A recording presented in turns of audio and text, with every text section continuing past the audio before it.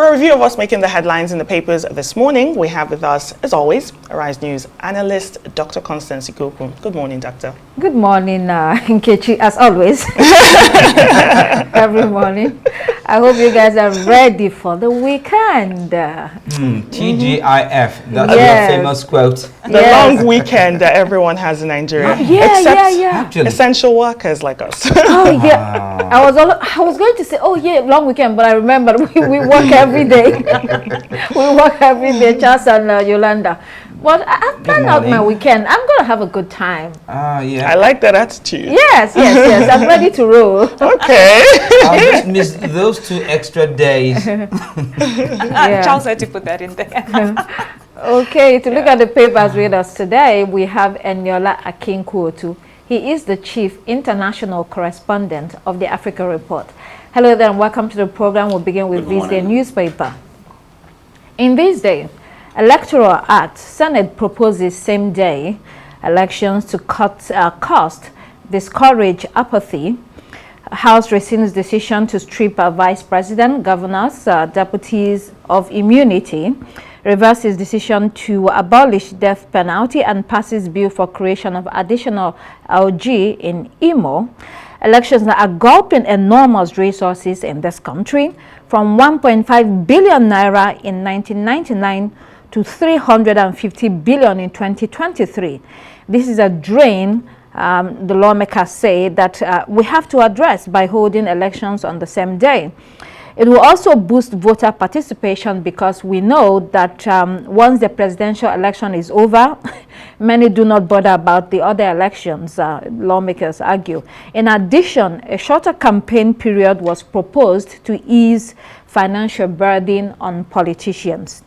And every item here is a contentious issue that needs to be addressed. And it's good we're talking about it and actually proposing solutions, isn't it? Yes, I mean, the aspect that has to do with all elections taking place on the same day, it makes economic sense, but, there's also the argument of INEC's independence now, and being able to fashion out their timetable as they deem fit. I recall that when Bukola Saraki was Senate president back in 2017, thereabouts, they tried to push through an amendment which would ensure that the governorship election takes place before the presidential elections, and then it was stopped because they said, look, INEC has its independence and you cannot really dictate to them how they're going to conduct the election. So if the Senate is pursuing this, it might require maybe a constitutional amendment, because it makes no sense if it's amended at the National Assembly level and then maybe a court upturns it. Then on the issue of the immunity there, I knew that it would never scale through. I mean, who is going to accept such? And I think it was also hypocritical in a way, because they retained the immunity clause for the president, and then they want to move for just the vice president and governors. That makes no sense. In fact, it's open Nigeria to more states of emergencies. Imagine if Fubara didn't have immunity. Most likely we'll be cooling off in DSS cell by now. So it's good how they retained it. It was never going to scale through in the first place anyway, because it needed two-thirds affirmation at the different houses of assembly. Okay, on to a new Telegraph. Immortalization. After rowdy session, Senate rejects motion to rename INEC headquarters after Nwosu. They threw out the motion seeking to immortalize the former chairman of the National Electoral Commission who conducted the June 12th election. The Southeast Caucus, in their prayers, said the immortalization can be delayed but not denied. Well, how long did it take before the late MKO Abiola was immortalized by the federal government? The Southwest fought for many years before this came to pass. The Southeast Caucus is right that this can only be hindered for a while, but also many would say it's important for the Southwest to recognize that they are not the only ones that fought for June 12th. Eniola, your take here quickly. Yes, it's a very contentious issue. The legacy of Humphrey Nwosu. I want people to just cast their minds to last week, where uniformed personnel, soldiers, stormed the IKEDC office, and all the staff there running helter-skelter. It's under that kind of condition that Humphrey Nwosu actually conducted free and fair elections. You have to understand at that time, the commission was named NEC, National Electoral Commission, not independent. It was because of the experiences and challenges he had that they had to then make a case for NEC to be truly independent. Because the entire transition program was under the military. It was IBB's baby. The way he kept on postponing, changing the rules, etc. That is the kind of domineering nature that he had at that point in time. It's under that atmosphere that Humphrey Nwosu delivered the freest and fairest elections Nigeria has ever had. Yes, the arguments will be there that he ought to have, just announced the election and damn the consequences, but not everyone is that courageous. If you look at the tribute to him, the INEC chairman's tribute to him a few days ago, explained all the challenges that the man had, and INEC itself has made a case for him. So I think it's something that should be reconsidered. Especially today is going to be buried today. I think that the Senate missed out an opportunity. They missed an opportunity to, immortalize him. I know we have, we had all sorts of arguments here. We had limited time, but if you wanted to add, to this. Quickly, I agree with what Eniola is saying, but I think if we're really serious about honoring Humphrey Nwosu, it should also be about recommitting the way we do our elections in the country. We need to go through the process of elections the way that we have been talking about, the way he conducted elections back in 1993. Credible elections, institutional independence, and I think he had courage to do what was right at the time regarding or despite all the pressures that he had. If we remember, NEC was disbanded, so I don't know how people expected him to come out and damn the consequences and announce an election when the body was disbanded. So he was not the head of anything, no electoral commission. He couldn't have announced that result. Mind you, he also went to Court of Appeal in Kaduna, and submitted as part of documents of evidence all the results of that election, which then became public documents. And so I think just beyond even honoring him, we need to take heed and learn the lessons the way he conducted elections back in 1993. And I think if Southeast senators and leaders also are very serious about honoring him, maybe appeal to Southeast governors to come together and honor Humphrey Nwosu. I think the lawmakers who were against his being immortalized failed to look at issues dispassionately. I think they were just being unnecessarily sentimental. So I saw that pattern there. It was the Southeast versus the Southwest. It was regional. It had ethnic coloration as well. So eventually the Southwest probably mustered the majority. Probably they had more sympathizers on account of the issue of MKO Abiola, and so they had the decision go their way.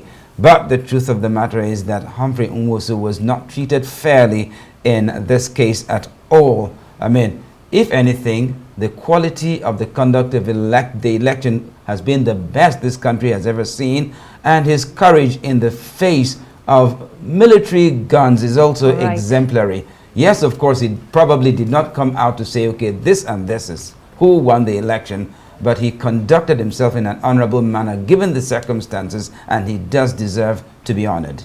And to reiterate, the Southwest are not the only Nigerians that fought for June 12. I think people have to remember this. There are so many people that gave their lives for that struggle. And after that, President Obasanjo from the Southwest has been president for 8 years. We had the Vice President, Yemi Oshibanjo. We have President President Tinubu today. So, they've had their own turn, to use the Nigerian word, turn. So there are so many people that have contributed to what they lost, by the late MKO Abiola being killed, in detention. Anyway, let's move quickly to other stories. Daily Independent, Northern youth condemn bill to convert Lagos 37 LCDAs to LGAs. We know there's a bill to convert the local development councils in Lagos into local government areas, which will increase LGAs to 57, the highest in the country.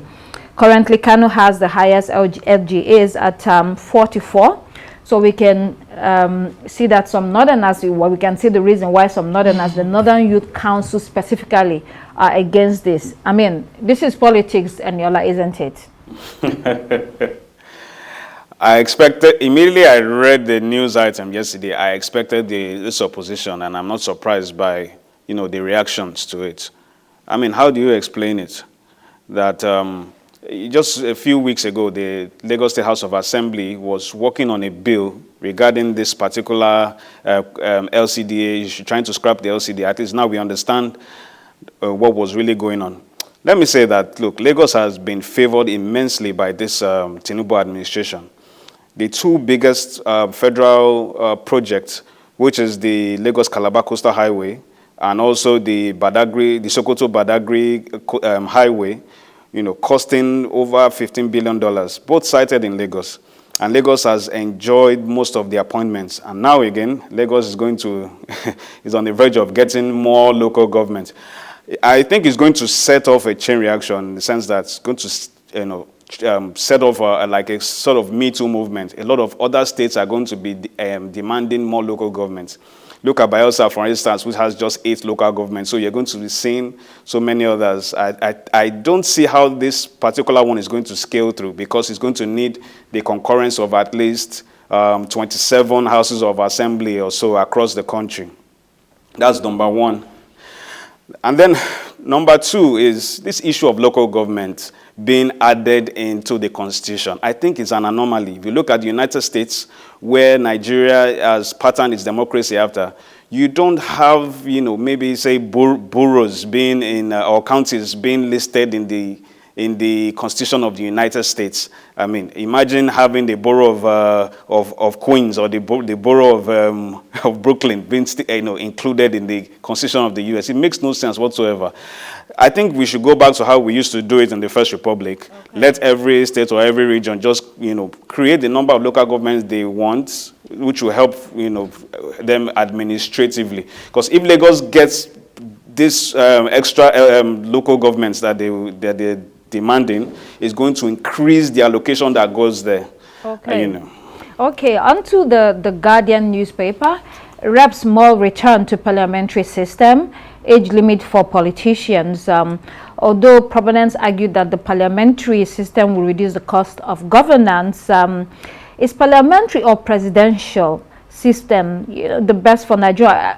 Is the system actually the problem, or is it Nigerians? Some would have argued that maybe it was better to look at or create a system that is original to Nigeria and that suits our circumstances here. And then the second leg of the story, of course, is the fixing of age limit for the president at 60. Some said this will cut off even the current president, and Mr. Peter Obi, Alhaji Atiku Abubakar, and the host of others. Yolanda, do you have any thoughts on this? I do have some thoughts on this, and I think it's a mixture of both. It's part of, the policies, and as well it is part of the Nigerians, as you mentioned yourself. If you can have policy breakdowns, but if you have the right people in power, character will always supersede, and you will have the right decisions made. But if the right decisions are not being made in the midst of bad policies, in recent weeks, we've been seeing all sorts of things happen in the political space. And part of the conversation has been about how the Constitution needs to be looked at with fresh eyes. And I would like to agree with that, but to bolster that, you also need the right people to make the decisions that are needed for the changes that, the economy needs right now. Speaking on age, it's tricky. It's tricky to speak on this because we have a lot of very much older and mature politicians in Africa as well who are making tremendous steps in the trajectory of where Africa is going. But in Nigeria, I'm not sure that is the same. Anybody can argue it because it can go either way. Okay. And it can go either way even with a younger person as well. You know, we had Thomas Jefferson who, you know, drafted the Declaration of Independence at 33. Okay. So who's to say that age is really a thing? But, you know, I think maybe 60 is a much better age. It's a much more appropriate age to have as a for president. Quickly, the Punch newspaper. Mahama briefs Tinubu on ECOWAS talks with Niger, Mali, Burkina Faso. New Ghanaian President John Dramani Mahama was at the State House yesterday to discuss with President Tinubu on these countries that have left the Economic Community of West African States. I mean, now we understand why Mahama was visiting those countries. We saw him, you know, recently. Charles, they are obviously more open to Ghana than Nigeria, under whose leadership ECOWAS had threatened to intervene in their countries. Very briefly. Well, nevertheless, John Mahama, the president of Ghana's report was that it's a complicated situation. It's not as easy as we think. We just need to continue to dialogue and so on and so forth. That sums up exactly the kind of success, in quotes, that he was able to make out of that. I mean, apparently, those 3 countries that opted out of ECOWAS are simply not playing ball. And so we have to continue to dialogue. That's the long and short of it. You know, I was watching Ibrahim Traore, the military president of Burkina Faso. He attended Ghana's inauguration ceremony. The guy, he always has a gun on his hip. That shows, well, I think that indicates the level of threat. He's a military man. That he walks. No, other military presidents. Obviously, you're in a bulletproof vest too. And you're jumping quickly. You know that the video of his hoisted pistol at the inauguration of Mahama, you know, it went viral and everyone was just discussing it. Mahama is one of the few presidents in ECOWAS that actually recognizes these people, the AES, that's the breakaway ECOWAS states of Niger, Burkina Faso, and Mali. But I don't really understand the progress that Mahama is really talking about, because just 2 days ago, General Tiani, that is the head of state in Niger, was sworn in for a 5-year term. You know, so I really don't know how they're going to come back to ECOWAS. And the window of reconciliation is just 2 months remaining now. So I really don't know the magic they're going to do. Okay. Daily Sun this morning, FG to take stock of expatriates in Nigeria, prosecute immigration offenders from May 1. That's according to the Minister of Interior, Dr. Olubimi Tunji Ojo. So there is a window for the expatriates to regularize between now and May. After that, he's coming after them. While some say this is a good move, after all, President Donald Trump is deporting everybody that they consider illegal alien. I don't even know why they use that word. Okay, on to international papers. Well, time is fast spent. Let's see what we can take here. Here in Windhoek Observer, AI WhatsApp fueled fake news in 2024 elections. While AI is viewed as a catalyst for development, it also poses huge challenges, and which some of the challenges are yet to be fully known.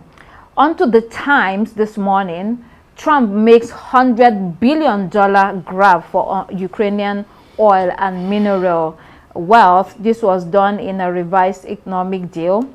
He's also asked Ukraine to compensate the U.S. for $100 billion previously spent on supporting the country. One Ukrainian official called this unfair and sees it as downright robbery. Okay, Chief, you want to comment on that? I mean, quickly, I think Zelensky is being pushed into a corner. He has Russia on this side fighting them with bullets, and then he has America to contend with. He has this debt that he has to contend with, and Donald Trump, being a Donald Trump and putting America first, needs to milk in whatever he could get from that. If I'm going to help you, this is what you are going to do for me. So I think this United States-Ukraine Reconstruction Investment Fund is just sort of a business model for Donald Trump. Everything is a transaction. Well, for America. For America. Personal, yes, I know it's not personal. When I say Donald Trump, I mean his administration. So I think it's not shocking. Just Zelensky is just being pushed in a corner, and we'll see how that pans out. Yeah, we will see how that pans out. Thank you so much, Eniola Akinkuotu, Chief International Correspondent of the Africa Report, for being here today. And thank you also, Dr. Constance Ikoku, for joining us on Daybreak and helping us take a look at the front pages. I'm sure you're ready to head out and rock and roll. I am. Weekend. That's all we have here on Daybreak. Thanks for watching. I'm Nkechi Nana. I'm Charles Eruka. It's goodbye from me. And I'm Yolanda Robert. Please do keep it here on Arise News. The morning show is next. Goodbye.